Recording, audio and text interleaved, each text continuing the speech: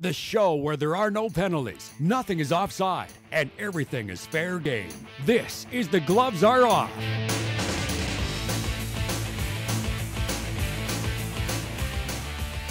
Hi, I'm Moses Woldu, and welcome to this week's edition of The Gloves Are Off. I'm pleased to be joined by, as always, Greg Buchanan, the voice of the CPCA radio, as well as the Junior B Bandits GM. How are you doing? Not too bad, Moses, not too bad. Excellent. And I'm joined by the Athletic Development Manager, Aaron Rawlake from Lakeland College. How are you, sir? I'm really good, Moses. Excellent. We'll kick things off, and we'll start off with the Lloydminster Bobcats, losers of 5 straight.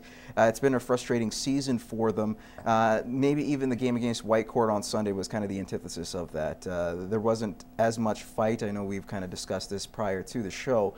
But what can you say about that? Even the Jerome Raymond hit, because he did get a little physical in that game, as well as Tanner Dunkel, who may have got in there. And, you know, I say it's a little bit of a fight. You don't say that. No, it was a wrestling match. Yeah. I mean, we had 6 guys in a wrestling match, and the official, to no one's surprise, just gave everybody 10s and moved on from there. But I was at the game. What disappointed me was the Bobcats were in it. They were playing physical. They were pushing the pace on a Whitecourt team that was on their 3rd game in 3 days. And really, after that hit, you know, questionable, it was high, but like I said before, is you see it all the time in that Junior A game. The Bobcats really just ended it from there. As soon as there was a pushback from the Wolverines, the Bobcats kind of folded up the tents, and you know, the game changed entirely from there, even with the top 2 scorers in the league sitting in the dressing room for 10 minutes. You look at the Bobcats, and you know, they've been struggling, but at the same time, so many times this season, they'll have a good 5-10 minutes of a period, and then all of a sudden an awful 5 or 10 minutes. If they can put 20 minutes together every period, they'll be a pretty good hockey team. And that's the reason why they are where they are. If you see a little more fight out of this hockey club, I think the fans will be happy. Now, as for that elbow, I've seen a lot worse. He was just basically thrown off a check. I don't think it should be suspended. And jumping in his 3rd man in, I don't think he dropped his glove. So yeah, it was just wrestling. All right. Well, you know what? You talk about a team that's it's kind of at least needs some fight in there. They got 3 big games coming up, most notably Brooks right off the hop. Then they got Calgary Canucks, and then they got Olds to finish up the 2012 part of the calendar. Do you see them at least grabbing 2 of those 3 games, possibly even, I wouldn't say 6 points. It's going to be tough against Brooks, but at least 4 out of 6, possibly? You know, that Brooks game's going to be tough.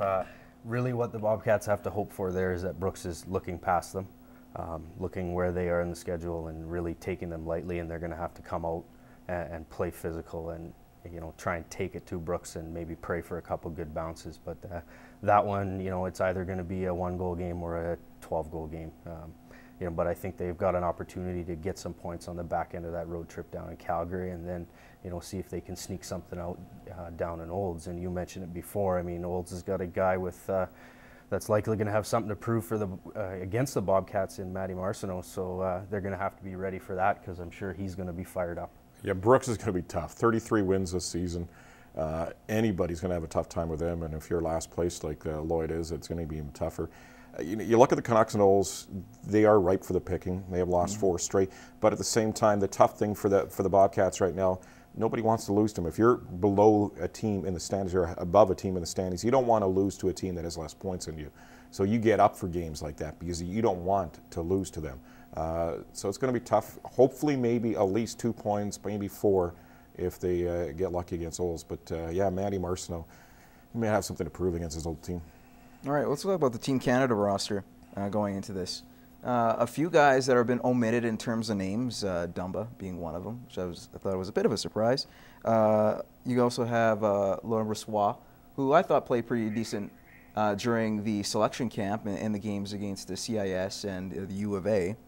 And you also got another defenseman in Corrado that also missed out. Those are just 3 names that I just brought up, but there's several others that, you know, you might think, make you scratch your head. Is there anybody that is out of the lineup that you thought should be in or on Team Canada's roster that's going to the Russia? You know what? I don't think so. I mean, I wasn't surprised that Dumba didn't make it. He has not played well for the Rebels this year. He's struggled mightily at times moving the puck, and really I think that high draft selection almost seems to have gone to his head a little bit. So, but they're in tough. I mean, the amount of guys that really should be or probably would be playing in the NHL makes that real roster really hard to crack. And You know, we've seen it a few years ago with the last lockout. We had some NHL guys there like Bergeron taking spots of guys that were almost shoo-ins. So, you know, that said, I think this team's going to be strong and a lot of pressure on them to do very well. I think a lot of the decisions were not just made in the last couple of weeks or who was going to be on that team.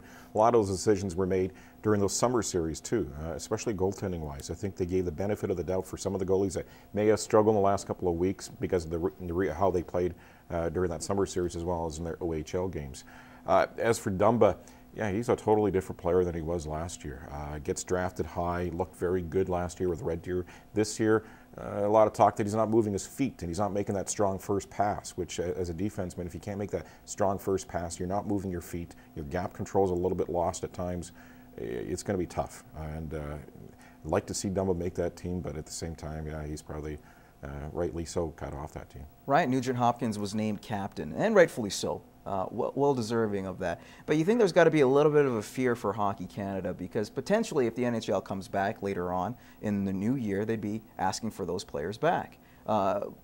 Toronto, Brian Burke has said, no, we're not gonna do that for our guys with Morgan Rielly, for example. But potentially with Hopkins, Scheifele, another guy who could possibly make the roster, go to the AHL team for the Jets farm system. Just those two names as an example of a few that could possibly leave. Is that a risk that is smart on Hockey Canada's part to take? I would imagine that those bridges have been crossed already. You got to remember, you think about the Oilers with Tambellini and Lowe and their connections to Hockey Canada over the years. I'm sure that discussion's been had. I think if the lockout ended, we would see Nugent-Hopkins finish the tournament with Team Canada and then be fired right back to the Oilers. I don't think there's any question. I think the same with Scheifele. I'm sure that agreement's been put in place, and Huberdeau for that matter, that they'll finish the tournament. That said, if the lockout ended today, they may lose those guys, but the problem being is those rosters are locked in now, so I'm sure that the NHL and teams and those players have the agreement that they're going to stay with Hockey Canada. Do you really think the lockout's going to end anytime soon? I don't think so. Like we're sitting here going, yeah, the NHL lockout could end tomorrow or the next day or the next day. We've been saying that since October, you know, and now it's in the middle of December. We're a few days away from Christmas. It's not going to end before the World Juniors starts, and it's not going to end when the World Juniors are done.